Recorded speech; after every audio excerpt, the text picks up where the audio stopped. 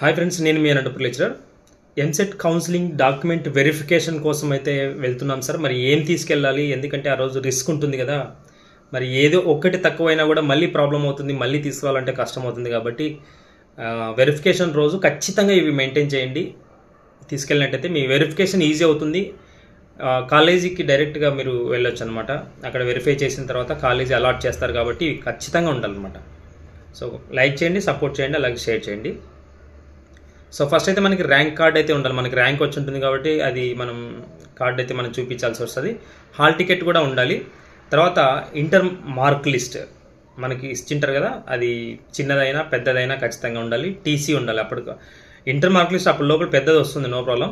So దానికి సంబంధించి TC కూడా ఉండాలి. తర్వాత 10th date of birth 10th క్లాస్కి సంబంధించి రీచ్ అవ్వాలన్నమాట. వేరే డేట్ ఆఫ్ బర్త్ కానీ ఆధార్లో వేరే డేట్ ఆఫ్ బర్త్ కానీ ఉండకూడదు.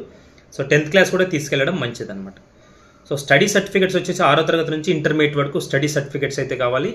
ఈడబ్ల్యూఎస్ ఉంటే 2024కు సంబంధించి ఈడబ్ల్యూఎస్ తీసుకోవాలి. ఆధార్ కార్డు, అమ్మా నాన్న Aadhaar card, student Aadhaar card కావాలి. తర్వాత ఇన్కమ్ క్యాస్ట్ అయితే కంపల్సరీ ఉండాలి. తర్వాత రేషన్ కార్డు ఖచ్చితంగా ఉండాలి. తర్వాత ఫొటోస్ ఉండాలి. రేషన్ కార్డు అయితే మస్ట్ అండ్ షుడ్గా ఫాదర్ నేమ్, మదర్ నేమ్, అలాగే మన పేరు క్లియర్గా 10th క్లాస్కి మ్యాచ్ అయ్యే విధంగా ఉండడం చాలా అవసరం అన్నమాట. సో ఇవి